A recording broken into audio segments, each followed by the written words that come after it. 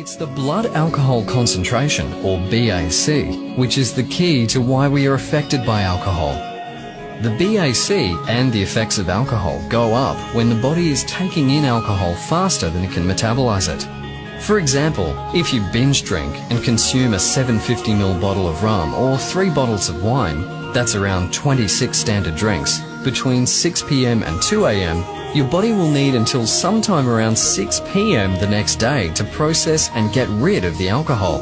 And that's why driving or operating equipment the next day is not only illegal, but just crazy, particularly when you consider what this is doing to your brain. Let me explain. Alcohol enters the body and ends up in the stomach, at which point about 20% is absorbed immediately, and the other 80% is absorbed in the small intestine. The heart then pumps the absorbed alcohol to every part of the body, including the central nervous system, which consists of the brain and spinal cord, and it gets to the brain really fast. So that's why even after just one drink you can feel lightheaded or relaxed.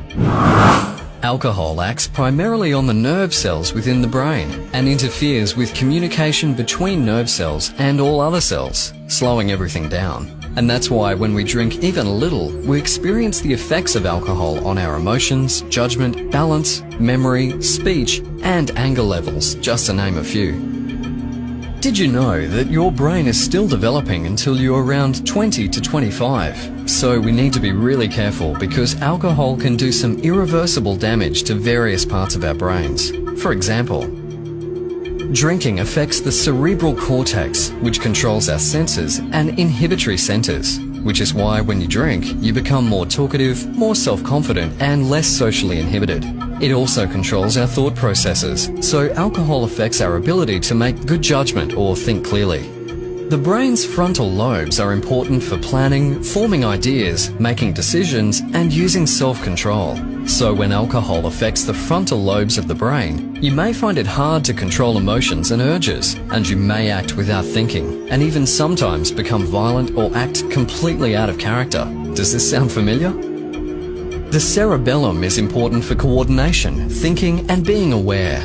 So again, you may have trouble with these skills when alcohol affects the cerebellum. That's why people affected by alcohol sometimes can't walk properly or lose their balance and fall. The hippocampus is the part of the brain where memories are made. So when alcohol reaches the hippocampus, you may have trouble remembering something you just heard, or even worse, have a blackout and not be able to remember what you did last night. If alcohol damages the hippocampus, you may find it hard to learn or remember things in the future. The hypothalamus is a small part of the brain that does an amazing number of the body's housekeeping chores. After a person drinks alcohol, blood pressure, hunger, thirst, and the urge to urinate increases, while body temperature and heart rate decreases. And finally, the medulla controls the body's automatic actions, such as your heartbeat. It also keeps the body at the right temperature.